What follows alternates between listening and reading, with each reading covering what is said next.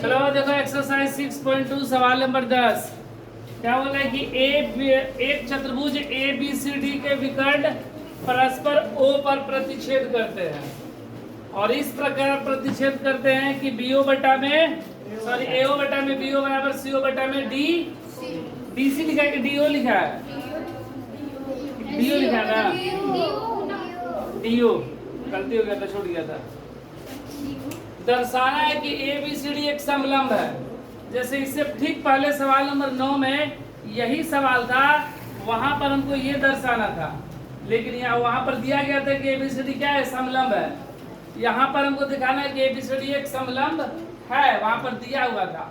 तो ठीक पहले वाले सवाल का ये क्या है, विलोम है। उस सवाल में बोला था कि ए बी सी डी एक समलंब है और यहाँ पर दिखाना है कि ए बी सी डी एक समलंब है। वहां पर ये हमको दिखाना था, यहाँ पर ये दिया हुआ है। ठीक उसका क्या है, उल्टा है। तो देखो सबसे पहले एबीसीडी एक चतुर्भुज ले रहे हैं।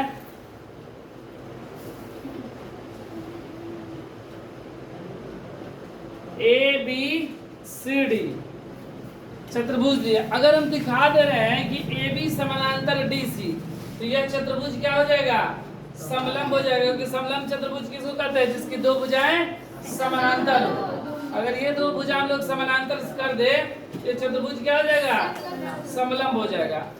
तो हम लोग यहीं पर दिखाए, हमको दिखाना है ए बी समानांतर डी सी। देखो बोला है कि ए बी सी डी के विकर्ण परस्पर ओ पर प्रतिच्छेद करते हैं। ऐसे ओ पर प्रतिच्छेद कर दिया, ठीक है। तो सबसे पहले देखो दिया है क्या दिया गया है, ए बी सी डी एक चतुर्भुज है, समलंब नहीं सिर्फ चतुर्भुज है। चतुर्भुज है जिसके विकर्ण ओ पर प्रतिच्छेद करते हैं। प्रतिच्छेद इस प्रकार करते हैं, इस प्रकार करते हैं कि एओ बटा में बीओ बराबर सीओ बटा में डीओ।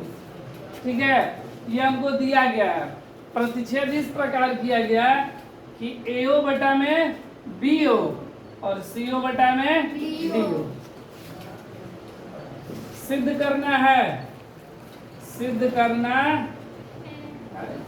हमें क्या सिद्ध करना है, ए बी सी डी समलंब है, समलंब है।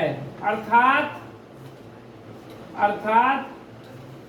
ए बी समानांतर डी सी। यही ना, अगर हम लोग दिखा दे कि ए बी डी सी के समानांतर है तो हो जाएगा ना। इसके लिए हम लोग रचना किए, क्या किए, रचना में क्या किए, इसको फिर मिला दिया उसी तरह जैसे पहले मिलाए थे। ओ को पी से मिलाया, ओ को पी से मिलाया जो ए बी समानांतर पीओ, ए बी समानांतर हम इस प्रकार मिलाए हैं, ये ए बी के समानांतर है। ठीक है, डीसी के समानांतर नहीं है, सिर्फ किसके समानांतर है, ए बी के समानांतर। यहाँ पर नहीं लिखे समानांतर डीसी, पहले भी लिखे थे ना समानांतर डीसी भी, लेकिन यहाँ पर समानांतर नहीं है। अब हम क्या करेंगे कि दिखाएंगे कि जो पीओ है वो डीसी के भी समानांतर है। हम दिखाएंगे, अभी हल करेंगे तो दिखा देंगे कि ये क्या है, पीओ के समानांतर डीसी है और हमको ए बी के समानांतर पीओ दिया ही है। और जब ये इसके समानांतर दिया है, इसको इसके समानांतर का हो जाएगा, तो ये दोनों आपस में क्या हो जाएंगे, समानांतर। जब समानांतर तो समलंब। ठीक है, देखो प्रमाण में त्रिभुज ए बी डी, त्रिभुज ए बी डी में पीओ समानांतर ए बी, कहां से, रचना से होगा ना।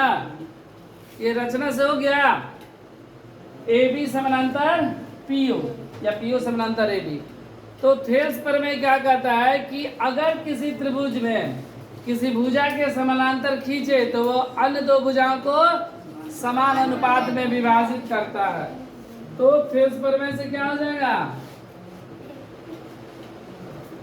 थेल्स प्रमेय से एपी बटा में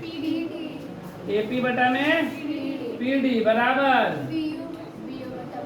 बीओ बटा में ओ डी।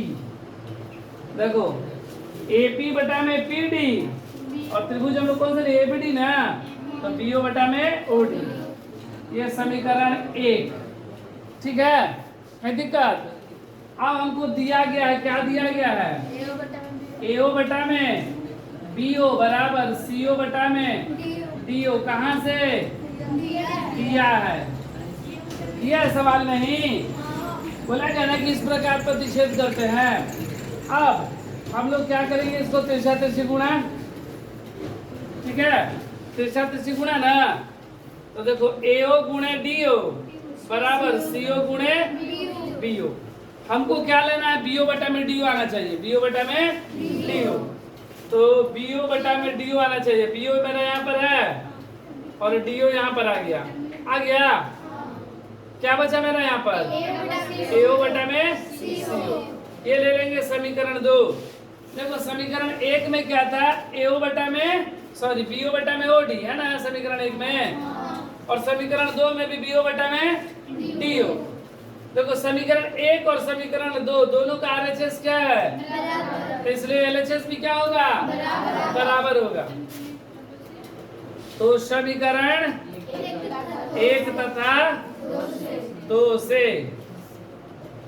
एपी बटा में पीडी बराबर एओ बटा में सीओ होगा। अब देखो ये किस त्रिभुज में बन रहा है? एपी बटा में पीडी और एओ बटा में ओसी है ना, ओसी या सीओ। ठीक है ना? तो ये थेल्स का विलोम क्या कहता है कि अगर किसी त्रिभुज में दो भुजाएं समान अनुपात में विभाजित है तो उनसे जाने वाली रेखा तीसरी भुजा के समानांतर होती है। तो यहाँ पर देखो एपी बटा में पीडी, एपी बटा में पीडी और एओ बटा में ओसी। तो ये दोनों समानुपाती, इसलिए पीओ समानांतर डीसी हो जाएगा थेल्स के विलोम से। थेल्स के विलोम से त्रिभुज एडीसी में पीओ समानांतर डीसी, इसको ले लो समीकरण 3। क्या ले लिए? समीकरण 3। और ए बी समानांतर पीओ ये समीकरण 4। ये कहां से? रचना से। कहां से? रचना से। इसको ले लेंगे हम लोग 4। ठीक है, तो रचना में हम लोग किए ना ए बी समानांतर पीओ और यहाँ पर पीओ समानांतर डीसी। तो समीकरण 3 और 4 में देखो पीओ समानांतर है ना, यहाँ पर ए बी के यहाँ पर डीसी से। तो समीकरण 3 तथा 4 से हम लोग पढ़े भी थे क्लास 9 में कि अगर 3 रेखाएं हो और 3 रेखाएं में एक दूसरे के समानांतर है तो तीसरा के भी समानांतर होता है। तो समीकरण 3 तथा 4 से क्या हो जाएगा? ए बी समानांतर डीसी। जब ये इसके समानांतर है तो इसका मतलब ये हुआ कि चतुर्भुज क्या है? समलंब है। इसलिए ए बी सी डी एक समलंब है, समलंब सिद्ध हुआ।